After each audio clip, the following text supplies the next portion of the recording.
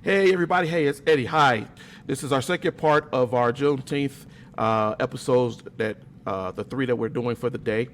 We wanted to use this episode to talk about the many freedoms that led to Juneteenth. So, without really pushing this, because we don't have much time, we'll try to do these within 15-minute segments. I want to bring in my son, Shawn Anthony. Hey, Shawn Anthony. Hey, what's going on, everybody? All right, so what we're going to talk about in this session right here is we're going to talk about the many freedoms that led to Juneteenth.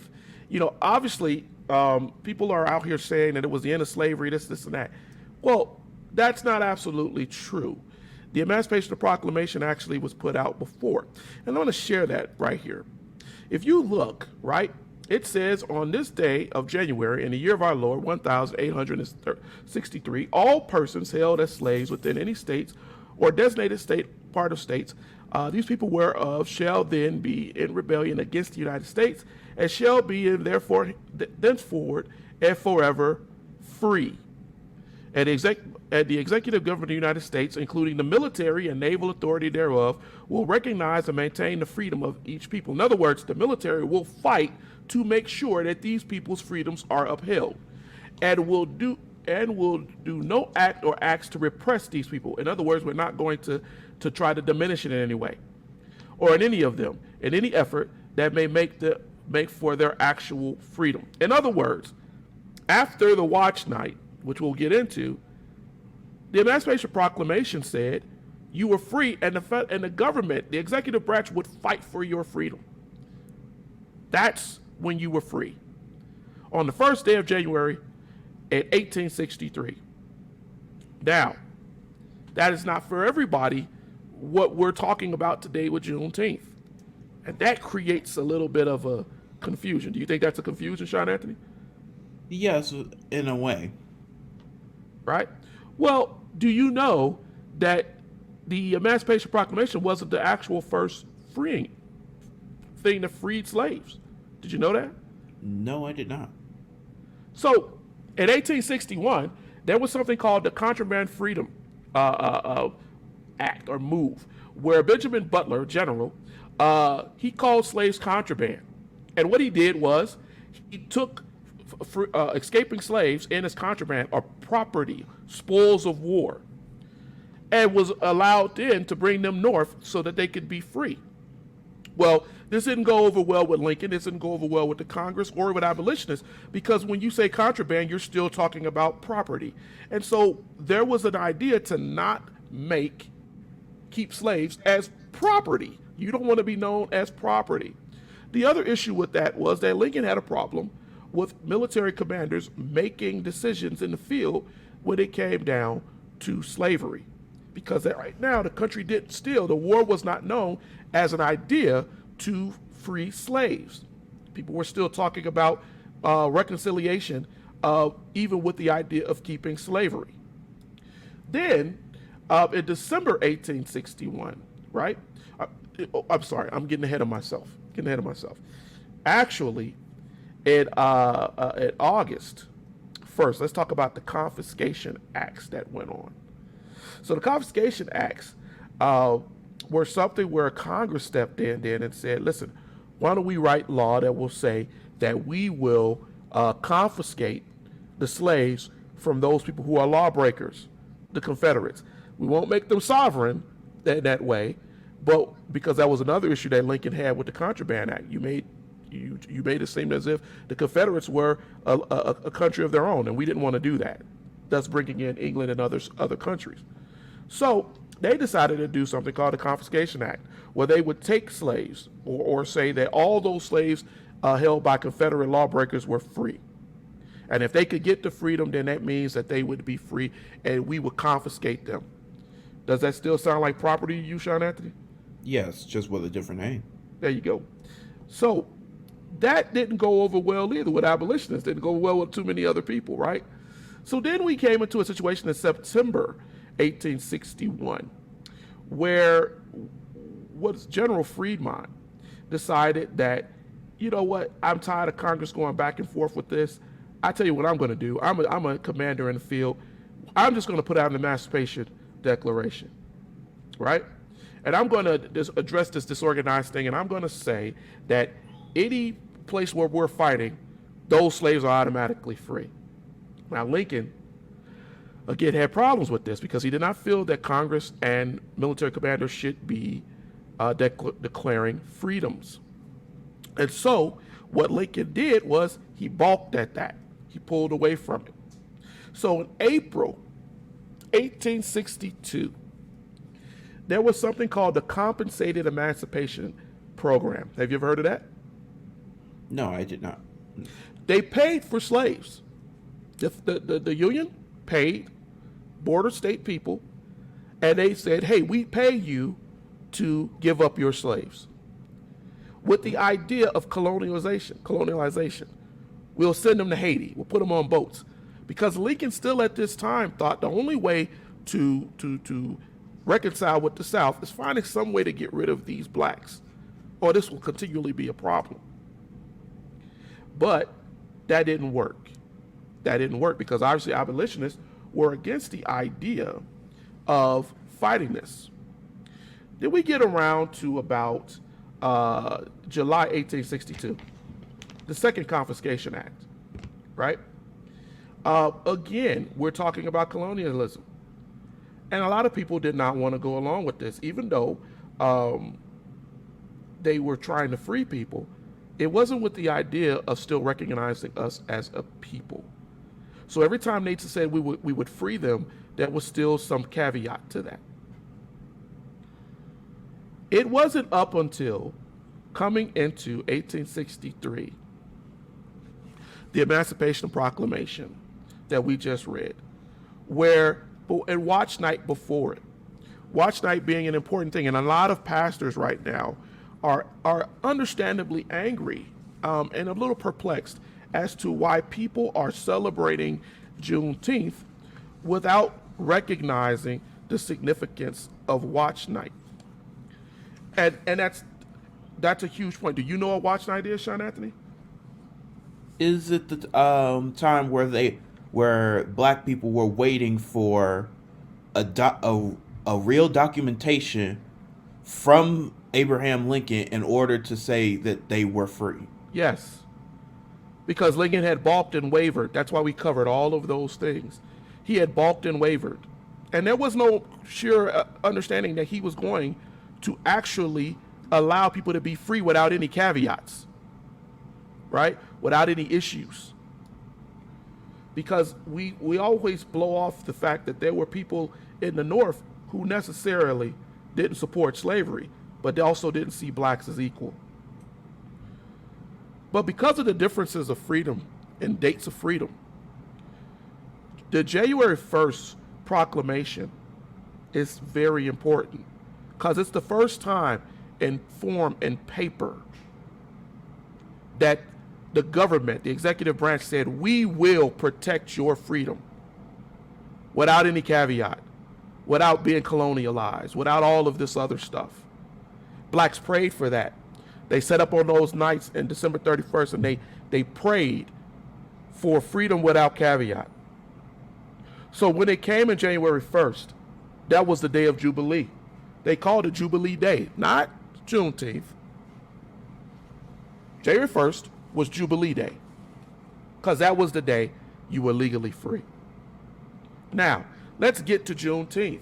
We talked in an early episode that they had put all of these black slaves down to Texas, and they had done it in order to escape the war. But when the call for total war was coming and planners were running to get down to Texas, when Lee surrendered April 9th, 1865, that changed everything at the Appomattox Courthouse. Because now the war was pretty much over. But they were still selling slaves in Galveston, Texas, a week before Juneteenth, before June 19th, 1865. Did you know that? There were still advertisements in the newspaper for slaves. But when they got down there, one of the things that was done was an executive order, or I shouldn't say executive, general order, was put out It's called General Order 3. And I'm sharing that with you right now. General Order 3 says that the people of Texas are informed that in accordance with the proclamation from the executive of the United States, Lincoln was already dead, all slaves are free. This involves an absolute equality of personal rights and rights of property between former masters and slaves, and the connection heretofore existing between them becomes employer and hired labor. In other words, you're not necessarily free, you're just going to work for them as labor. The freedmen are advised to remain quietly at their present homes and work for wages.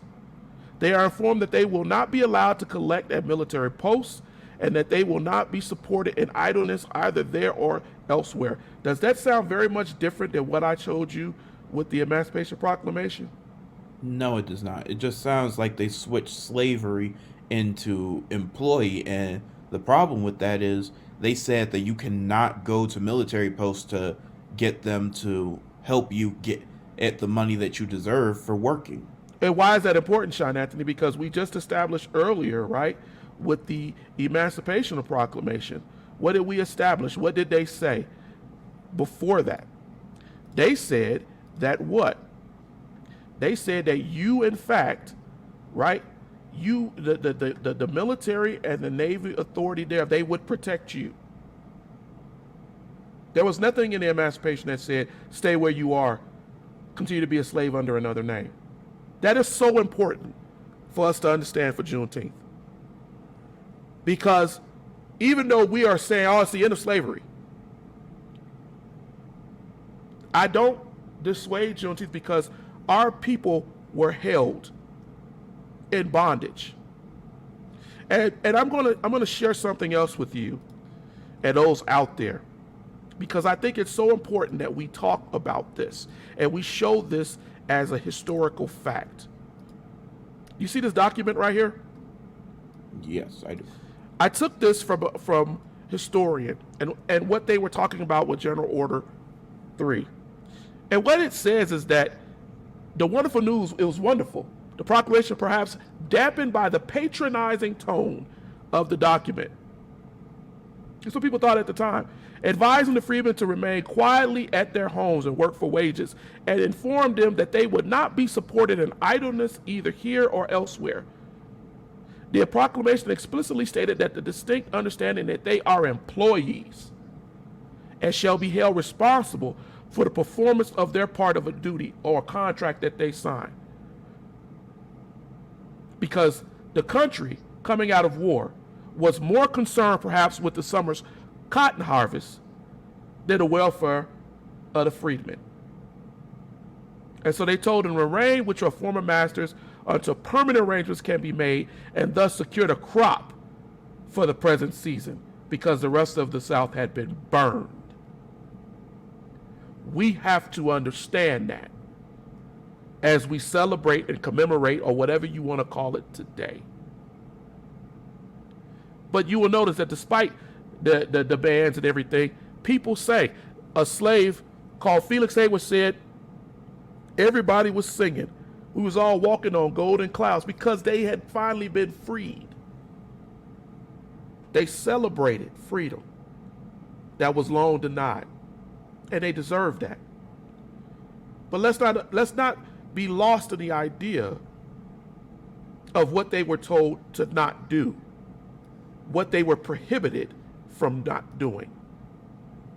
So as we celebrate Juneteenth, as we go through and we think about all of these things that were done, all these freedoms that were offered, let's also remember that the Union gave an order that told these black people, almost 2.5 years after the original Emancipation Proclamation, after Lincoln had been killed, change in president, a fight in government, they told them that crops were more important than your freedom.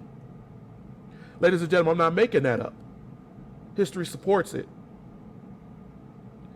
The verbiage between the Emancipation Proclamation and the General Order 3 is there for you to see.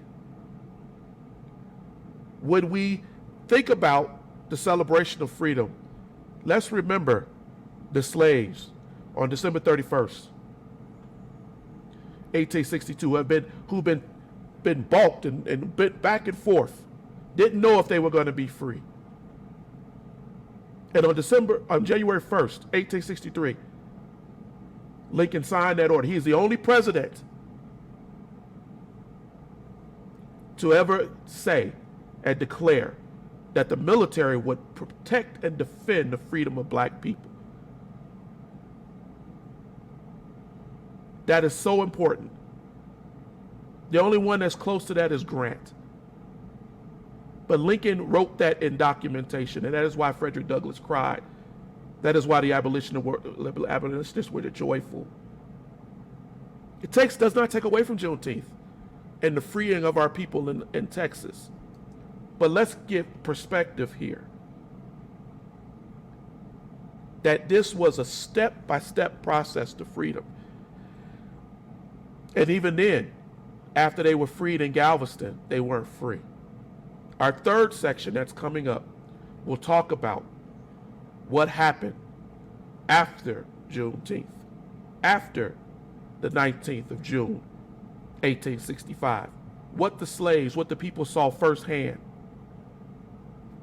We're going to talk about that later. Shawn, I'm going to let you close, as I did Teddy earlier, with your thoughts on what we covered. I'm going to give you about 30 seconds because we want to keep these episodes short. And I'm going to let you go ahead and talk about how you feel about what we just went over. Honestly, I'm in complete and utter disbelief that even after being told that they were free, they were still advised to stay on grounds that the owner was obviously did not care for them all. And they were told to stay there and not get any military help. No one would come help them if the master did not pay them or give them the freedom that they just said that they gave. And the fact that they allow the fact that they will allow the now freed slaves to not go free because of the fact that they want them to pick cotton for them because of the season is just unbelievable. So, ladies and gentlemen, that's it. That's all we have for right now. We will be back on for the third and last part of the Juneteenth history that we're trying to provide for you. Thank you, everyone who is tagging along with us today. Have a blessed and wonderful day, and we will be back soon. Thank you.